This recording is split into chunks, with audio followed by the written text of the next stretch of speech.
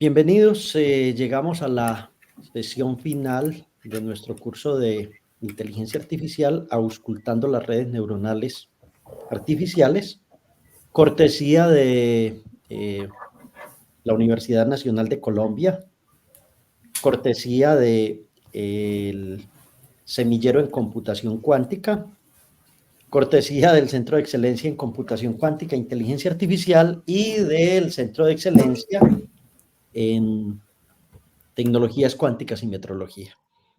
Entonces, cuando originalmente planteamos este curso pensábamos en 9 sesiones, nos fuimos hasta 12. De antemano, agradecerle al profesor Diego Aristizábal, que de verdad es el hombre que está detrás de toda esta orquesta y es el hombre que nos ha ayudado mucho, mucho en todo este proceso. Entonces, creo que podemos empezar. Vamos a organizar nuestra clase de la siguiente manera. Voy a terminar con unas explicaciones muy básicas de lo que son las redes neuronales convolutivas. Ya dimos como el fundamento central. Y luego Sergio, bienvenido Sergio, continuará con la parte de programación. Y luego haremos un panel entre todos, Cristian, Sergio y el profe Alcides, más ustedes en Twitch en vivo, porque sabemos que tienen preguntas y les vamos a explicar pues un poco ya la dinámica final del curso. Este no será nuestro curso final, es decir, a partir del próximo jueves también continuaremos con el curso de computación cuántica, con algoritmos cuánticos y pues en la medida de lo posible iremos preparando otros cursos o más avanzados en general o cursos que nosotros sabemos que pueden ser de un interés grande para todo el país. Por ejemplo, redes neuronales generativas, la parte de transformers, la parte de comprender redes neuronales adversarias, todas esas cosas y adentrarnos un poco más en el mundo de las redes neuronales convolutivas y de todo lo que es la tecnología moderna, pero todo eso va a necesitar un poco más de tiempo. Entonces lo iremos haciendo con calma. Por ahora espero que disfruten mucho esta última sesión, que pues agradecerles a todos por estar aquí, por aprovechar esta oportunidad, porque de verdad es una oportunidad muy grande, un curso gratuito y un curso que pues les está enseñando cómo es que uno entra a ese mundo de las redes neuronales. Entonces, empecemos. Vamos a trabajar la parte de nuestra última sesión teórica. Vamos a activar el lápiz y entonces esto lo habíamos explicado con propiedad, los W super 1 y los B super 1, los W super 2 y los B super 2, los W super 3 y los B super 3, ¿cierto? Y al final, la salida. Observen que en todo este dibujo que mostramos de redes neuronales, siempre dibujamos la suma de las entradas y el sesgo y la función de activación. Cada neurona de estas tiene su correspondiente función de activación y en una pregunta que nos hicieron en una clase anterior les dijimos que en general sobre la misma capa se usa la misma función de activación. Ya en el estado del arte de las redes neuronales, cuando buscamos eficiencia, optimización, se empiezan a hacer trabajos distintos y tareas distintas que son más avanzadas y que pues pueden permitir tener funciones de activación distintas en cada una de estas neuronas. Lo otro que van a encontrar en la literatura es que esta red neuronal que acabo de mostrar, que se denomina profunda, está completamente conectada, ¿cierto? Entonces, todas las neuronas están conectadas con todas las neuronas, pero en las redes neuronales convolutivas ustedes van a saber o van a mirar que eso no ocurre de esa manera. Entonces, hablemos de la red neuronal convolucional. Debería cambiar el color de este lápiz porque eso empieza en verde. Pongámosle un rojo. Entonces tenemos nuestro gatico de entrada. Ya sabemos que es una descomposición de una imagen en píxeles y en canales RGB, que eso lo damos en forma tensorial usando arreglos de NumPy, y entonces empieza la capa uno. En la capa uno se detectan los píxeles. Estos píxeles es lo que detecta la capa uno. Generalmente la capa 2 empieza a detectar la parte de bordes, identifica los bordes. Luego hace una combinación, la capa 3, de los bordes identificados. Sigue la parte de las características en la capa 4 y por último hay una capa 5 que es una combinación de características identificadas. Si ustedes recuerdan, les habíamos dicho que las características de los gatos era que tenían las orejas puntudas, eh, que podía ser la nariz, que era relativamente pequeña, y los ojos de un gato son bastante particulares comparados con los ojos de otros animales. Entonces uno podría ir definiendo esas características de entrada y lograr aquí en la parte 5 la combinación de todas las características. En la práctica, como les dije anteriormente, estas redes no están densamente conectadas, no todas las neuronas se conectan con todas las neuronas, entonces por eso aquí ustedes observan algunas neuronas que parece que no tienen ningún color, no tienen ningún peso dentro de lo que se está haciendo. Esto eh, es parte de una teoría más profunda de redes neuronales convolutivas que luego uno puede estudiar. Entonces, la entrada es el gatico y la salida, sí, ese gato se llama Missy, que es lo que muestra nuestra imagen. Cuando tenemos el dataset de los números aquellos que escribió tanta gente y que fueron el caballito de batalla de las redes neuronales, entonces este dataset es una imagen de 28 por 28 por un píxel, ¿cierto? Entonces lo primero que se hace es una convolución con un kernel de 5 por 5, ¿cierto? Esta es la forma como se empezó a resolver esto. Ese kernel eh, nos permite también hacer un padding, un llenado. Entonces aquí, en estas primeras capas, voy a tener una convolución y luego voy a tener 24 por 24 por N1. N1 es el número de canales. Recuerden que pueden ser 3, 4, en fin. Y aquí vamos a tener un max pooling. Ya saben qué fue el max pooling. El max pooling es sacar los píxeles más importantes de ese número 2. Entonces observen que si saco los píxeles más importantes, todos estos que hay por acá, todos estos, carecen de importancia. Por eso hay que hacer es el max pooling sobre los que hay en esta parte, sobre los que realmente son importantes. Entonces, aquí se va a dar una reducción de la imagen justo porque no voy a utilizar o no le voy a dar toda la red, todos los píxeles que hay aquí, pues miren que hay demasiados píxeles que uno diría no tienen importancia. Entonces, por eso el max pooling ahí es tan importante. Luego de esto, se puede hacer una convolución número 2 porque pues ya tomé realmente lo que me interesaba de la imagen. Esa convolución puede ser un kernel de 5 por 5. 5 por 5 significa el arreglo de la matriz, ¿sí? Y obviamente tengo que poner un padding para poder completar aquellos puntos de la convolución que no me quedaron bien. Entonces observen cómo hay una reducción de 28 por 28 a 24 por 24, luego se reduce a 12 por 12, luego se reduce a 8 por 8, ¿cierto? Luego se va a hacer una ReLU, una activación ReLU aquí, y por último vamos a tener un número de N3 unidades donde vamos a tener la salida. Acuérdense que esto es un vector en one hot en codificación one hot, ¿cierto?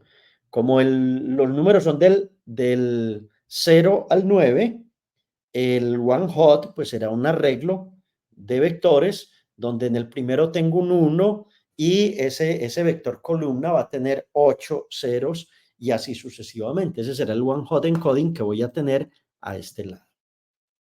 Bien, hay mucho más que contar aquí, más precisión, pero creo que con esto es suficiente para entender en una primera aproximación lo que es esto. ¿Sí? Lo otro que puede ocurrir es lo siguiente. Tengo, por ejemplo, un dataset que son rostros de personas, ¿cierto? Entonces, en las primeras capas, porque ya hablo de varias capas, uno tiene un patrón de contrastes locales de las imágenes. Luego uno puede poner un conjunto de capas ocultas, no solo una capa, sino un conjunto, son múltiples neuronas que, por ejemplo, son capaces de reconocer las características de cada uno de esos rostros. Luego puedo armar un paquete completo donde se detecta o la red neuronal es capaz de detectar los rostros. Y por último, la salida del sistema, ¿cierto? Entonces, aquí hay un cambio profundo. Observen que, por ejemplo, esta capa de entrada tiene 1, 2, 3, 4 columnas de neuronas, ¿cierto? Y esas 4 columnas si uno lo estudia a fondo, tiene un sentido cuántas neuronas poner ahí, dependiendo del número de convoluciones que uno tiene que hacer. ¿Sí? O sea, estos números no son caprichosos, estos números tienen un sentido, pero pues en un curso próximo podríamos mirar cuál es el sentido o en la literatura ustedes lo pueden trabajar. Entonces uno puede ver las redes neuronales convolucionales como un sistema de redes neuronales multicapa, ¿cierto? Y entonces se le entrena a la red en cada capa para que realice una tarea específica, o el padding, o la convolución, o el max pooling, o el stacking, o cualquier cosa de esas. Listo. Entonces, como que se especializa la red neuronal por etapas para hacer cierta parte, ¿cierto? No es todos contra todos. Entonces, aquí una capa hace esta parte, detecta bordes, detecta características, la otra hace convoluciones, hace etcétera, y la otra hace otra tarea, y entonces se hacen tareas especializadas por parte de cada una de las capas. O se agrupan capas o no se conecta completamente la red neuronal porque no es interesante esa parte. Vuelvo a esto. Las capas ocultas siempre contienen los mapas de características, ¿cierto? No es la capa de entrada ni la capa de salida los que contienen ese mapa de características. Y observen aquí cómo empezamos a usar convolución, pooling, convolución, etcétera. Y por último tenemos la red densamente conectada y una salida softmax que me permite hacer lo que luego es y que no hemos visto en este curso, cómo calcular las benditas funciones de costo y el gradiente descendente o uno de los métodos de optimización, el de Newton o el gradiente descendente o cualquiera de ellos, para lograr entrenar muy bien la red. Eso no lo hemos hecho en este curso. Aquí solamente hemos visto la arquitectura, que es una imagen de entrada, la convolución, los filtros, ReLU y el submuestreo, luego convoluciones sucesivas, luego la red neuronal multicapa, que sí está full conectada, y el one hot encoded que les mostré en la diapositiva, dos diapositivas atrás.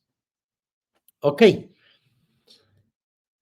La principal diferencia entre una red neuronal convolucional o convolutiva con un perceptrón multicapa viene en que no están completamente conectadas todas las neuronas. En un perceptrón multicapa hay una conexión, hay una conectividad, eh, pues la red está densamente conectada, es lo que quiero decir. Listo. En una convolucional, uno va alternando las capas, capas de convolución, más activación con ReLU, con capas de pooling, con capas de agrupación, con capas, etcétera, etcétera, y especializa cada una de las capas para hacer una tarea particular. Esa es una pregunta prácticamente de quiz, de cuál es la diferencia entre un perceptrón multicapa y una red neuronal convolucional. Y claramente es que la red neuronal convolucional o convolutiva no está densamente conectada y cada parte se especializa en una tarea muy, muy específica. Esto ya lo habíamos mostrado, sí. En las capas ocultas lo que ocurre es que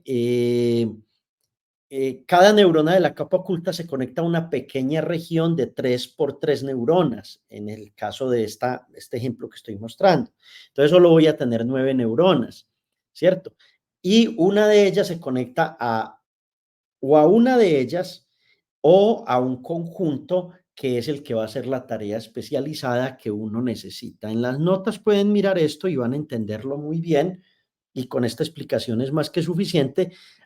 Fundamentalmente lo que se hace es el mapeo de características y una tarea que se llama el submuestreo, que es una tarea de procesamiento digital de imágenes muy, muy interesante.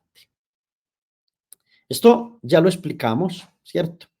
Eh, Cuando tengo una imagen, cuando tengo un kernel y tengo esa convolución del kernel, luego aplico la ReLU, lo que obtengo es un mapa de la detección de las características de la imagen de lo que estoy necesitando.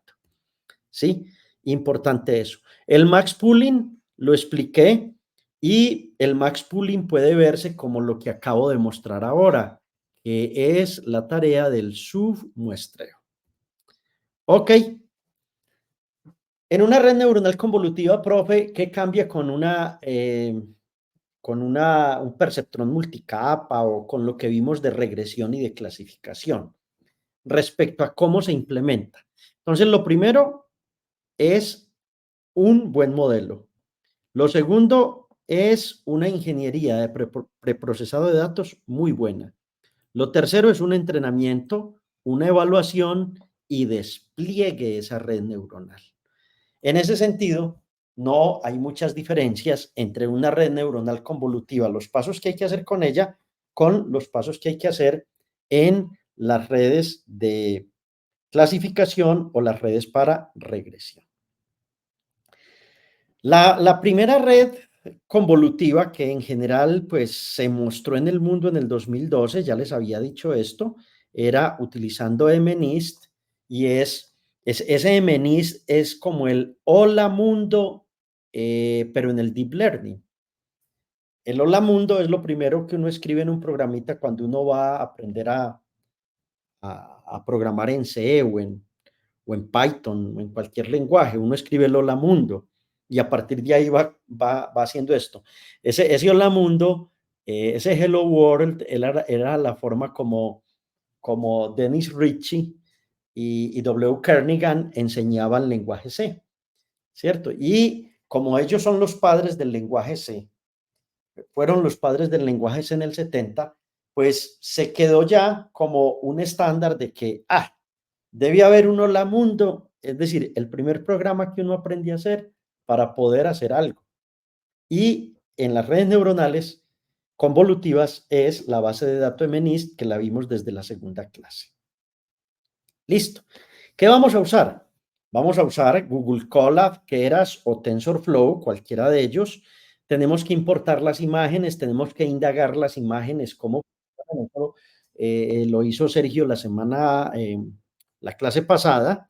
Luego convertimos los arreglos a tipo float dentro de un intervalo de 0 a 1, eso se llama normalizar, también lo hicimos.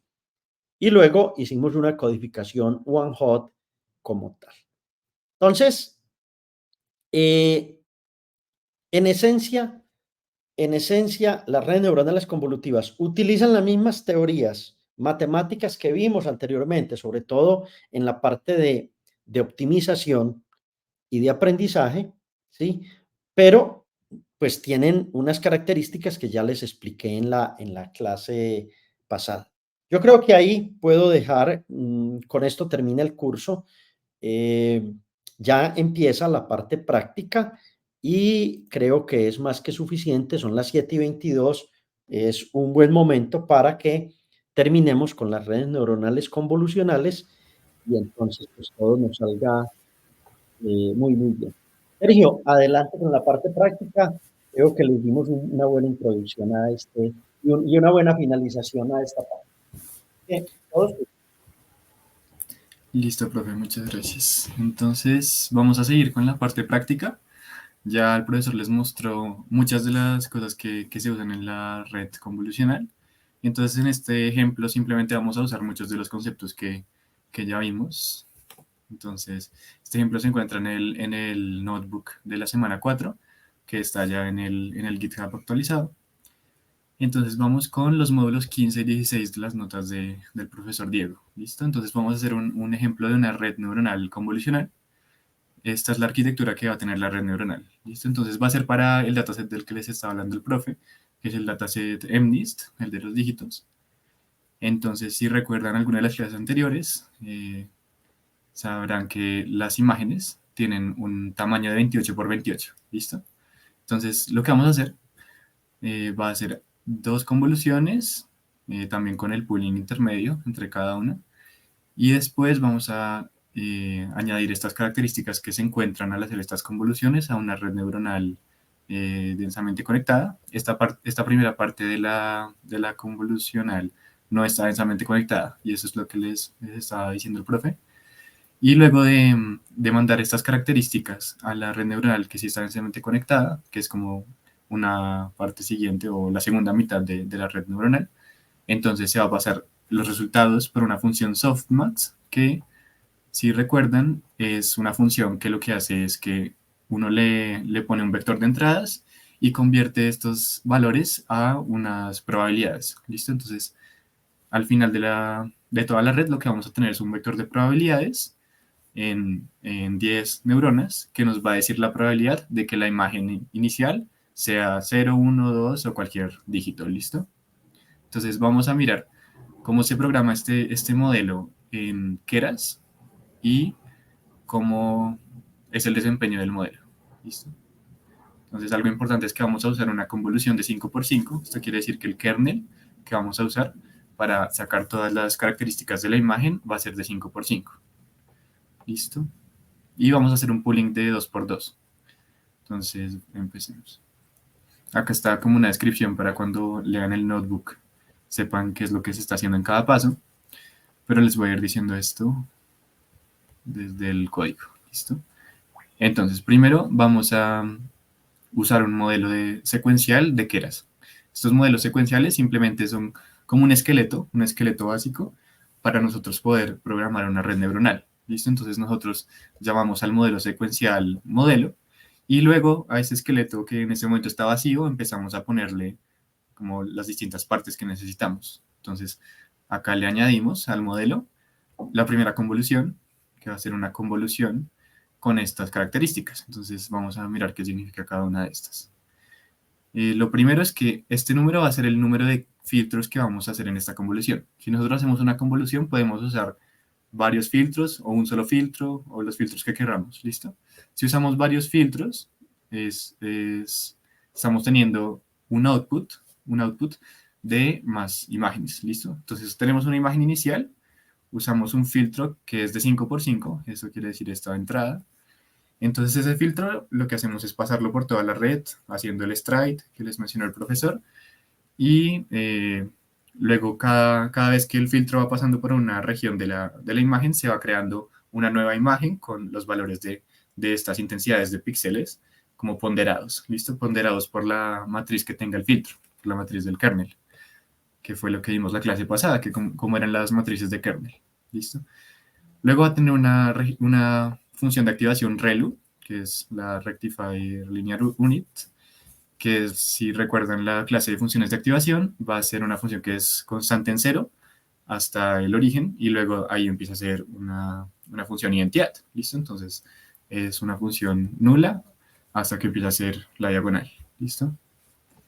Y este parámetro lo que nos dice es que el dato de entrada o los datos de entrada van a tener una forma de 28 por 28 por 1. ¿Sí? En este caso son imágenes que ya están en escala de grises, ¿listo? Porque si estuviesen en RGB, recuerden que tendría forma 28 por 28 por 3, ¿listo?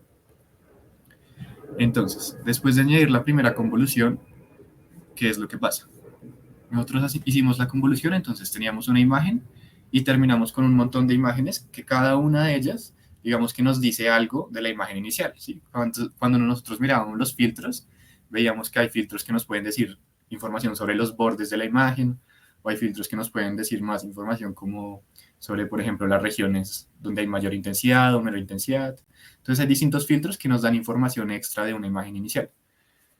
Luego estamos haciendo una convolución, entonces empezamos con una sola imagen y terminamos con muchas imágenes, que cada una de ellas es como una característica, o nos da nuevas características de la imagen. Entonces luego añadimos el pooling. El pooling es cuando nosotros cogemos esas nuevas características y por regiones, entonces vamos cogiendo el valor de mayor intensidad, ¿listo? Entonces acá ponemos una máscara de 2x2 y en cada cuadradito de 2x2 elegimos el valor de mayor intensidad, ¿listo? Esto se hace para que, como tenemos ahora tantas imágenes, sean un poquito menos costosas, ¿listo? Para que sea más eficiente, porque ahora al coger el máximo en una región, entonces ya no necesitamos tanta información como antes, se reduce un poquito la información que se necesita en cada una de las imágenes, pero siguen dándonos las características de la imagen original, ¿listo? Después tenemos otra convolución, otra vez con un kernel de 5x5, y en este caso van a ser 64 filtros, ¿listo? Y la función de activación también es reloj.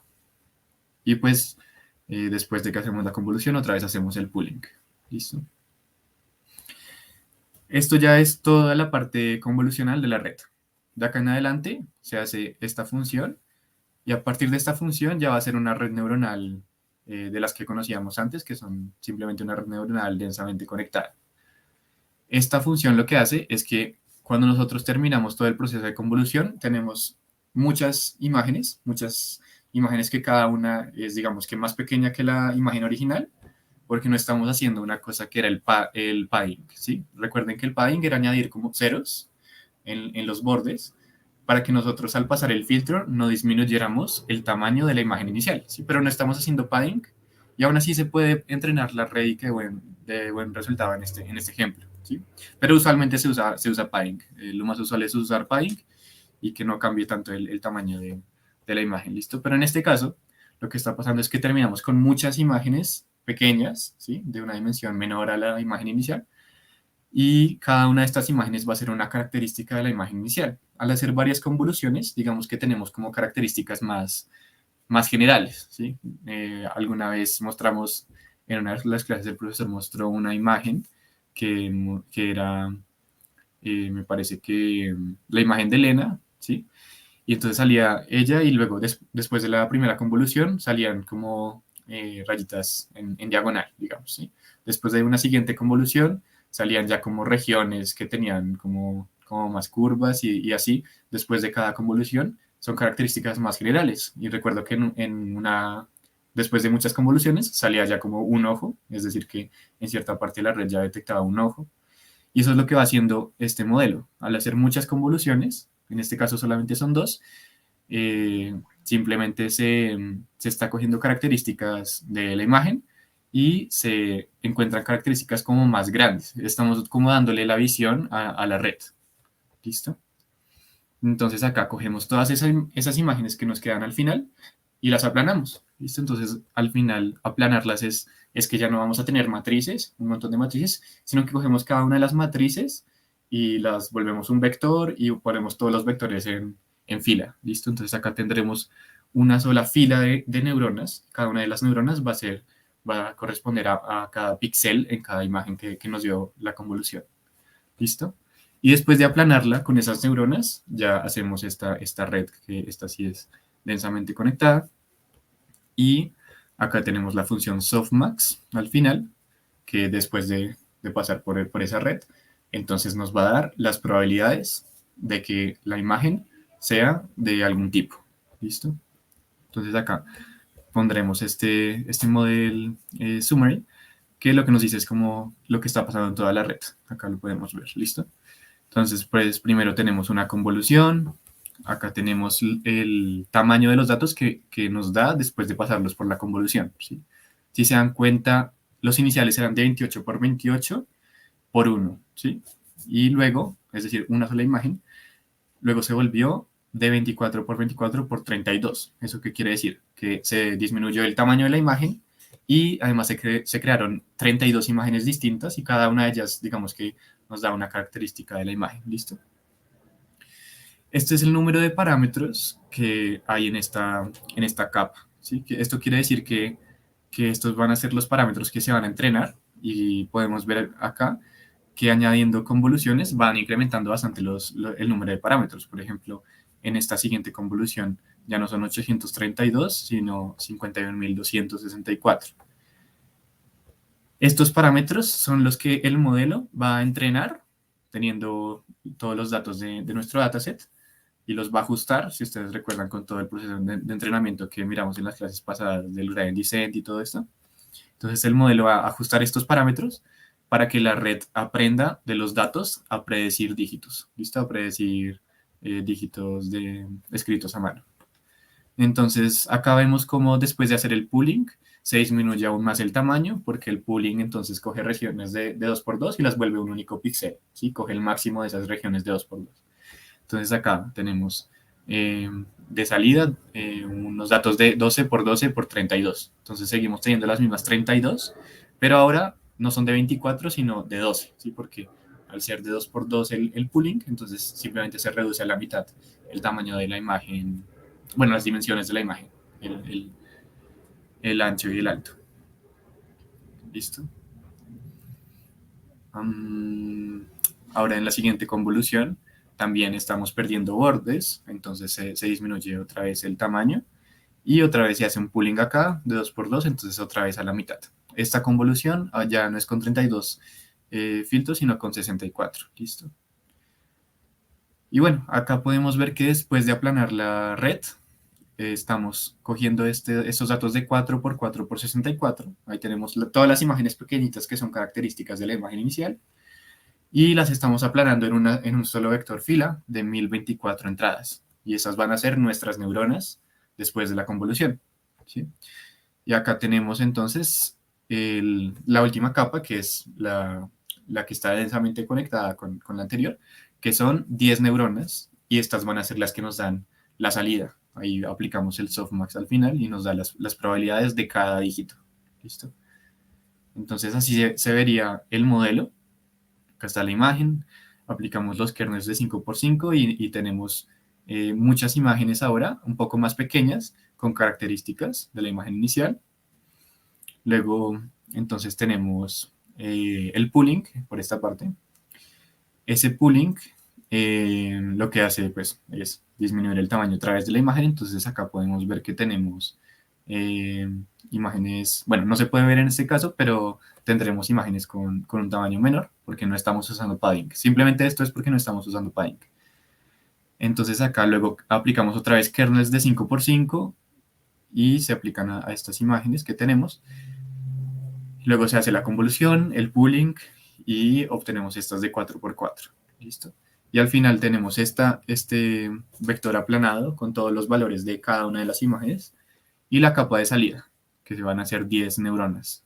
Esta capa, la penúltima capa, van a ser tantas neuronas como píxeles, ¿listo? Como píxeles en las imágenes de salida. Y esta última capa van a ser 10 neuronas. Y al aplicar la softmax a esta última capa, nos da las probabilidades. Entonces, cada neurona va a representar una probabilidad. ¿Listo? Entonces, vamos a compilar el modelo.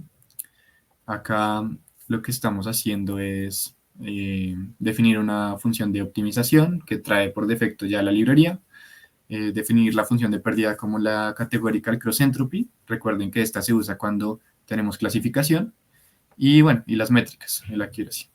Y esto hace todo el trabajo que nosotros hacíamos antes en clases pasadas para entrenar la red. Entonces, acá hay otra vez la misma descripción de la red. Y bueno, ahora sí, bueno, esta función no entrena la red, sino que hace que todo esté listo para el entrenamiento, la compila, ¿sí? Eso significa que ya va a estar todo listo para el entrenamiento. Luego tenemos es que poner los datos, ¿sí? Acá estamos simplemente otra vez cargando los datos de MNIST, que ya hemos cargado varias veces, definiendo los conjuntos de entrenamiento y de testeo. Y ahora sí usamos la función de entrenamiento, que es esta, que es la fit. Y esta, entonces acá le ponemos el número de épocas y los datasets con los que se va a entrenar. ¿Listo? Acá podemos ver las épocas, son solamente 5 épocas. Otra vez ves la descripción del modelo, ¿listo? Y listo, entonces vamos a hacer el testing. Ya quedó entrenada la red, ya le pasamos los datos y ahora vamos a hacer el testing. Entonces, para el testing usamos esta función que es .evaluate y le damos los datasets de testing, que son imágenes testeo y etiquetas testeo. Entonces luego vamos a imprimir el accuracy y listo. Entonces acá otra vez está, está haciendo la evaluación. Acá está otra vez la estructura de la red. Y podemos ver lo siguiente. El accuracy que tiene la red en este conjunto de testing es de 99.12%. ¿Listo? Entonces es un muy buen modelo para este dataset. ¿Listo? Entonces vamos a mirar un ejemplo de una imagen que no tiene el dataset de entrenamiento. Entonces, en imágenes de testeo vamos a coger la imagen 2000, vamos a mirar la forma primero, vamos a desplegar la imagen, a ver cómo se ve antes de pasarla por la red. Y luego vamos a usar esta función que es simplemente la forma de pasar una imagen nueva por la red que ya está entrenada, que es el predict. Entonces, eso lo vamos a guardar en predicciones y vamos a coger el argumento de mayor valor en predicciones. Predicciones es el vector de probabilidades y estamos cogiendo la clase con mayor probabilidad. ¿Listo? La clase con mayor probabilidad nos va a dar la imagen, bueno, lo que está prediciendo nuestro modelo de a qué dígito corresponde esa imagen. ¿Listo? Y bueno, acá va a mirar entonces el vector resultado de las predicciones. ¿Listo? Y acá simplemente se está cogiendo un valor como para anular ciertos valores, ¿sí? Si las predicciones son menores a 0.001 se vuelven 0. Eso solamente está anulando como probabilidades muy bajitas, ¿sí? Y listo. Entonces, acá tenemos la forma de la imagen, 28 por 28. Después acá está haciendo la predicción y ese es el vector de las predicciones. Entonces podemos ver que es 0, 0, 0, 0, 0, 0.99999, 0, 0, 0, 0. Eso quiere decir que acá tenemos el vector correspondiente a la posición 0, el valor correspondiente a la posición 0, el 1, el 2, el 3, el 4, el 5 y el 6. Entonces esto quiere decir que nuestro modelo está diciendo, esta imagen que le estamos pasando tiene un 99% de probabilidad de ser un 6. ¿Sí? Entonces eso quiere decir que está prediciendo bien, porque nosotros podemos ver que esta imagen es un 6, ¿listo? Y eso quiere decir que el modelo aprendió bien y que tuvo un buen resultado. Y bueno, ahí terminaría nuestra implementación del modelo de red convolucional y podemos ver que le fue muy bien en este dataset de MNIST y ya termina acá este notebook. Si quieren ver un poquito más otra implementación, también hay más en las notas del profesor Diego. Y ahora les voy a mostrar algo que les prometí en una clase pasada, que era mirar un ejemplo en el TensorFlow Playground. Entonces, por si estuvieron mirando la página, para mirar un ejemplo en específico. ¿Listo? Entonces, vamos a coger este dataset. Tenemos este dataset, que vemos que son dos nubes de puntos. Las nubes de clase azul y las nubes de clase naranja. Estos puntos vamos a intentar encontrar una red neuronal. Estas no son redes neuronales convolucionales, son redes neuronales normales, ¿listo? Son perceptrones multicapa. Entonces vamos a encontrar una forma de hacer que el modelo aprenda estos datos, ¿listo? Entonces veamos qué pasa si nosotros le damos a correr con solamente estas dos características y ninguna neurona en las capas ocultas. Entonces ¿Se dan cuenta? Si se dan cuenta, no encuentra ninguna forma de separar los datos, ¿sí? Porque son dos características, entonces es algo lineal y no tenemos capas ocultas, ¿listo? Entonces no tiene el suficiente poder la red, ¿listo? Vamos a añadir ahora una capa oculta, ¿listo? Primero con una neurona, a ver qué pasa. Si le añadimos una neurona, vemos que ahí como que intenta encontrar alguna forma de separarlos, pero al final sigue siendo una recta, entonces nunca la va a encontrar, ¿listo? Todavía no tiene la capacidad del modelo de separar los datos. Si nosotros añadimos otra neurona, entonces, ¿qué va a pasar? Añadimos otra neurona. Y miremos, en este caso, cuando añadimos otra neurona, como que ya no es tan lineal. En este caso ya tenemos como dos rectas que intentan separar los datos. Y si vemos acá, está dejando la parte azul como una franja en el centro, entonces tiene como un desempeño mejor que las anteriores. Pero todavía hay muchos errores, ¿listo? Entonces todavía no alcanza a separar los datos. Eso quiere decir que todavía no tiene la capacidad de encontrar la región de decisión, ¿listo? Si nosotros añadimos otra última neurona en esta capa, entonces, perdón, otra neurona acá. ¿Qué pasará? ¿Listo? Entonces, miremos. En este caso, ya la red es lo suficientemente compleja, ya tiene el suficiente número de neuronas en la capa oculta para poder encontrar una región de decisión que separe los dos datos. ¿Listo? Entonces sí podemos seguir jugando con esta página y mirar qué pasa con los otros datasets, si ustedes quieren. También vamos a mirar otra cosita. Acá podemos cambiar la región de decisión. Estábamos usando una tangente hiperbólica. Ahora vamos a usar la ReLU que hemos usado antes. Entonces vamos a mirar cómo se ve con la ReLU. Listo. Entonces con la ReLU, si ustedes se dan cuenta, a ver, vamos a dar, listo. Otra vez, porque no le había dado reiniciar. Si ustedes se dan cuenta, con la ReLU ya tenemos más como un cuadrilátero casi, ¿sí?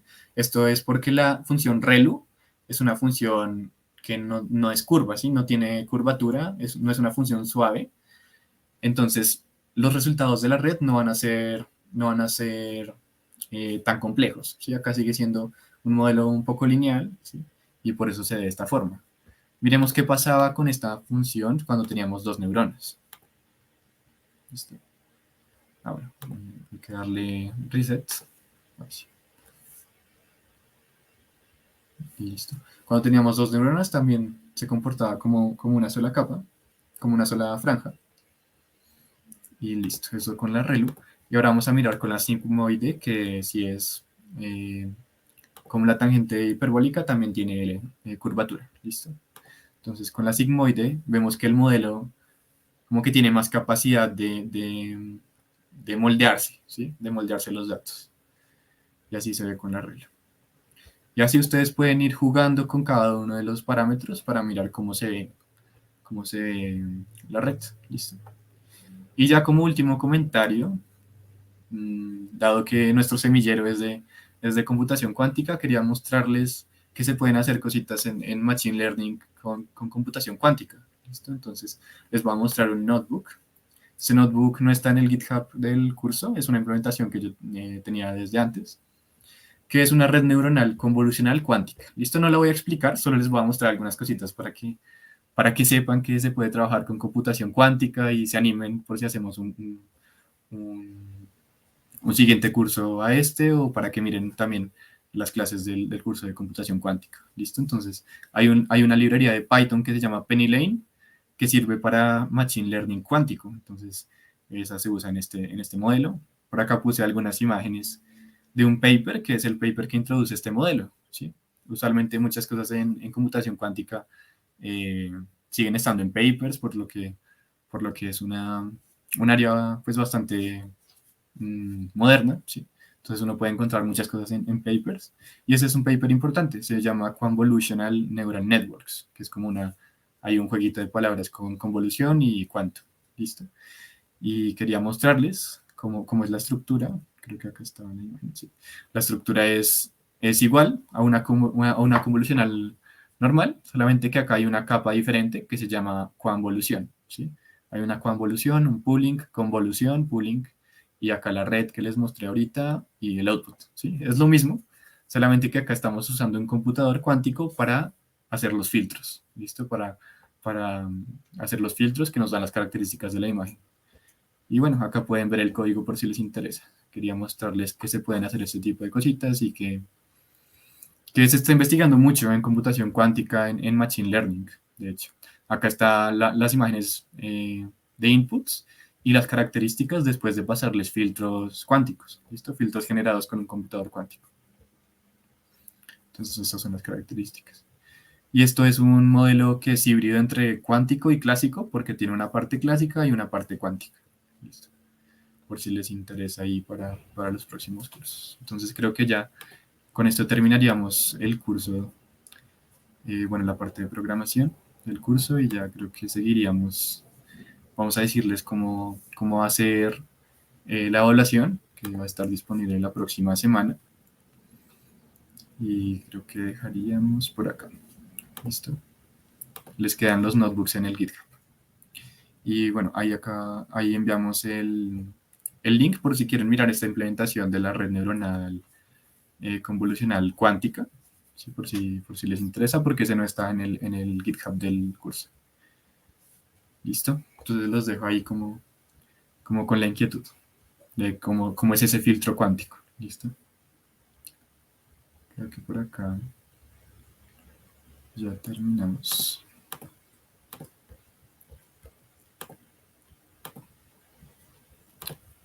También para que revisen más las funciones acá. Pueden cambiarle también los datasets. Pueden intentar resolver este. Se van a dar cuenta que para este necesitan más capas ocultas, ¿sí? Entonces, por ejemplo, si hiciésemos algo así, tendríamos tal vez una respuesta para el problema, pero lo interesante es intentar ver de qué forma podemos hacerlo con la mínima cantidad de neuronas, ¿listo? Entonces, para que busquen una forma de hacerlo con la mínima cantidad de neuronas. Entonces, bueno, vamos a dejar por ahí para que jueguen ahí e intenten resolver este ejercicio. Sergio, un agradecimiento muy, muy, muy especial. De verdad que Sergio es un joven muy brillante.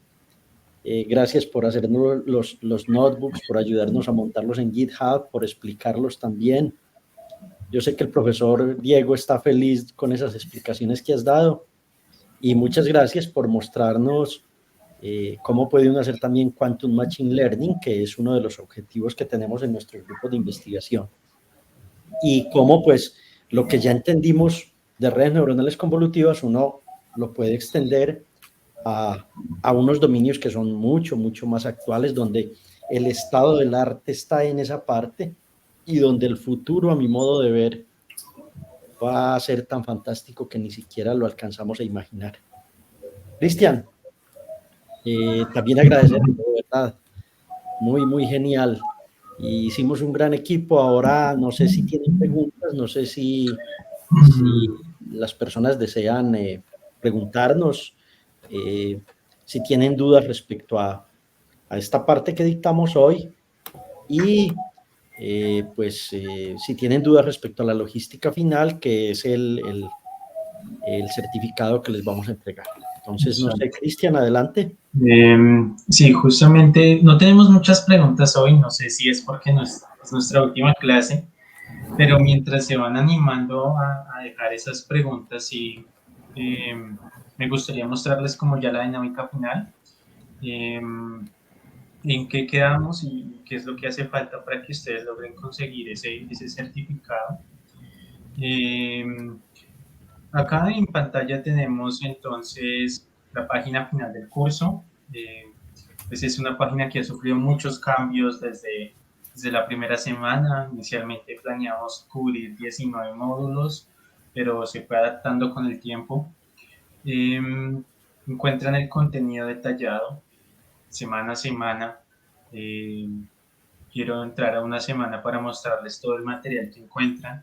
Encuentran el módulo teórico, donde está teoría práctica, están las diapositivas, las slides, y está el video en YouTube de cada sesión. Al final de cada semana, pues está el notebook en GitHub de esa sesión, ¿listo? Bien. Certificación.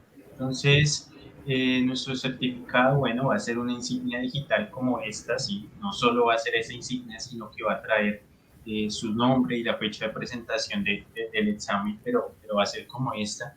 Pueden acceder al test de certificación a partir del próximo lunes. Eh, Profe, creo que planeamos dejar abierto este test para que se puedan certificar al menos que un semestre, creería yo, cuando finalice el periodo académico. Sí, sí creo que lo podamos hacer porque pues debemos tener personas que quieren hacer el curso, que de pronto el voz a voz, mira, hicieron un curso lo más de interesante en la Universidad Nacional, los profesores con los estudiantes y qué bueno tener el certificado de pues el curso y yo creo que muchas personas lo van a tomar. Incluso yo tengo estudiantes míos que lo están haciendo. Entonces, sería genial, claro, dejémoslo el semestre, no hay problema. Exacto, listo. Es un test que bueno, van a tener un tiempo de 2 horas y media para responder. Son preguntas muy sencillas, unas prácticas, así que nuestra sugerencia es si pueden tener Python a la mano para corroborar los resultados, pero muchas de ellas pues, son un tanto intuitivas y solo se necesitaría Python para comprobar la respuesta, básicamente. ¿Qué pasa si presento la primera vez el test y no logro obtener el certificado porque no logré cumplir o no acerté de manera correcta las preguntas necesarias? No se preocupen porque es un test que va a estar disponible cada 24 horas. ¿Qué quiere decir? Que si presentan el test y no lo aprobaron, dentro de 24 horas van a poder volver a intentar a presentarlo, ¿sí? Pero debemos esperar pues esas 24 horas para tener un segundo intento, ¿cierto? Tendremos un porcentaje mínimo del 80% para aprobar, entonces si tenemos 80% o más, tendremos esa insignia y demás. Luego de que presenten el test y lo aprueben, entonces pues les va a llegar a sus correos, los correos que van a dejar en el formulario del mismo test, les va a llegar un correo externo de una plataforma externa, no de nosotros, así que revisen spam, revisen todos los correos, donde les va a decir que se les ha asignado una insignia digital y que pueden reclamar. Entonces esa insignia va a tener su nombre y la fecha de entrega, ¿listo? ¿Es inmediata? No. Entonces les sugiero tener paciencia al menos 1 o 2 días después de que presenten el certificado, porque la insignia no llega inmediatamente y ustedes aprueban el examen. Entonces, tener paciencia y para que no nos inundemos todos de correos preguntando por la insignia qué pasó, tiene un tiempo prudencial para que les llegue. Bien.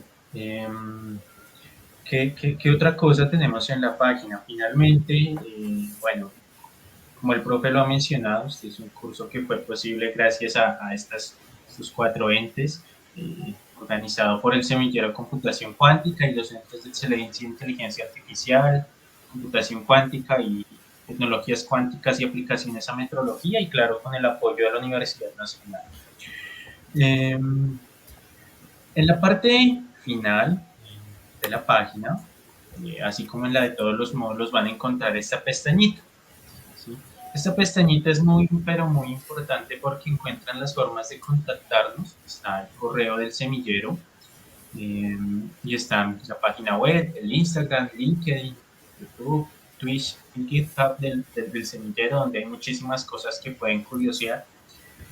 Y hay algo muy importante que dice califícanos acá o aquí, ¿cierto? Si ustedes le dan clic ahí, y es como una petición muy especial que les queremos hacer, van a encontrarse con la siguiente encuesta, ¿sí? La siguiente encuesta es una encuesta totalmente anónima, no recopila correos, no recopila nombres, así que no se preocupen, donde ustedes van a poder darnos una calificación tanto de la calidad del curso como de las personas que estuvimos a cargo, ¿cierto? Entonces es muy sencilla, ¿sí? En una primera instancia van a poder calificar algunos aspectos del conferencista principal, del profesor Alcides, algunos aspectos del estudiante auxiliar, que en este caso soy yo, y algunos aspectos de Sergio, que fue nuestro invitado con la programación en este curso. Y ya finalmente, pues algunas cositas más de la parte, pues, logística, teórica, recomendaciones para futuros cursos, etcétera, ¿cierto? Es muy importante para nosotros que pues, respondan esta encuesta. Finalmente, ya les muestro todo el material que quedó en el GitHub, que también lo pueden acceder a través de la página, donde encuentran los notebooks de las 4 semanas, también un par de imágenes que Sergio utilizó la última semana y pues un contenido que hay que leer, digámoslo así, cuando quieran usar ese material, cuando quieran referenciarlo o citarlo. ¿Listo? Profe, ¿algo más por agregar? En parte creo que... No, invitarlos a que se junten a estas comunidades abiertas de la Universidad Nacional. Quería simplemente decirles que muchos de ustedes pues no tuvieron la oportunidad de estudiar en la Nacional, muchos ya son graduados, muchos pues quieren aprender. Entonces una nueva filosofía que tenemos, que es muy de nosotros, del semillero, es abrir estos cursos a todas las personas y decirles, mire, aquí tienen el acompañamiento de personas que son expertas en el tema, que pues hemos estudiado a fondo el tema, que conocemos un poco de estos temas, llevamos cierto tiempo y qué bueno que nosotros podamos compartir ese conocimiento con ustedes. Entonces, van a estar invitados a nuevos cursos, vamos a seguir con esta filosofía y, y es un placer de verdad para nosotros pues tenerlos a ustedes escuchándonos y trabajando con nosotros. De verdad que un agradecimiento muy grande a esa institución gigante que es la Universidad Nacional de Colombia y un agradecimiento muy grande al Semillero de Computación Cuántica, que Cristian pues es su director, yo soy su codirector, somos los fundadores y Sergio pues es un baluarte de nuestro Semillero de Computación Cuántica. Nosotros seguimos haciendo esto porque creemos que la ciencia y la tecnología son muy importantes para todo el país y que una forma de ayudar al país es contribuir con todo este conocimiento. Entonces, de verdad que simplemente agradecer y vamos a dictar otros cursos y vamos a seguir para adelante con este trabajo. Exacto, exacto. Tenemos algunos comentarios. Si no, egipcio dice, se fajaron con este curso y compartir sus deberes, Sus eh, saberes. sus Se le fue la D saberes. en lugar de la S. Exacto. Carlos pregunta, ¿cómo se puede hacer para pertenecer al semillero? Esa la contestas tú, Cristian. Sencillo, Carlos, nos envías un correíto al correo que aparece ahí en la página web, quantumc-med@unal.edu.co, y ahí te enviamos todas las indicaciones. En un principio, pues no vas a necesitar, digámoslo así, ningún prerequisito ni nada, porque estamos justamente desarrollando este curso de computación cuántica en YouTube para todas las nuevas personas que van ingresando, pues se puedan ir nivelando pues con las personas que ya están dentro del semillero. De nuevo, Sino Egipcio, excelente opción para nivelar los conocimientos del curso. Así es. Alice nos dice, muchas gracias por el tiempo, lo he recomendado y hay varios que apenas comienzan a ver los videos, así podrán ir con calma. ¿Sí? Entonces, tenemos junio, creo que termina el semestre académico en la Nacional, entonces hasta junio podrán verse certificarse, porque verse los videos lo pueden hacer en cualquier momento durante todo el año. Bien, Richard, excelente, muchísimas gracias. Me alegro volver a ver el profe Alcides después de 21 años. Excelentes todos. Richard, estamos viejitos. Listo. Alice nos pregunta, yo tengo una pregunta sobre el curso de cuántica, apenas lo voy mirando. ¿Ese también cuenta con certificación? No, por el momento no habíamos pensado en eso, Alice, pero nos No, acabas de dar una gran idea, Alice. Vamos a exacto. armar también una certificación en computación cuántica bien interesante, que tú la puedas poner también en tu hoja de vida y diga, mira, yo conozco de computación cuántica porque hice esto. Gracias, Alice, por esa idea. Creo que Cristian y Sergio vamos a tomar nota de ella. Exacto, así es. Sí, algo importante que, ya que lo mencionas, profe, esa insignia que les va a llegar la pueden añadir a LinkedIn, a sus redes sociales, hoja de vida, entonces es muy importante. Bien, tenemos por acá más. Muchas gracias por brindarnos su conocimiento y llevarnos sobre sus hombros durante cada una de las sesiones. Y finalmente tenemos un comentario de Julián, quien dice, pendiente para cuando den un curso de LMS. Entonces, tomaremos nota. Sí, sí, vamos, el profe Diego y yo seguimos trabajando duro en el tema. Hay que hacer unos notebooks, tú sabes que primero hay que hacer unos buenos programas. Los programas no necesariamente van orientados a que vaya a ser una cosa optimizada, sino a que sean didácticos y a que entiendan muy bien cómo funciona la tecnología.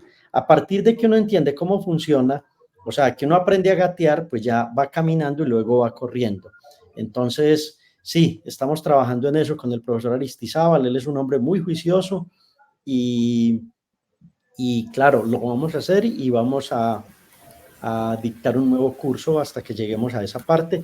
Y vas a ver que si tienes llegar a esa parte y comprender eso no es tan difícil.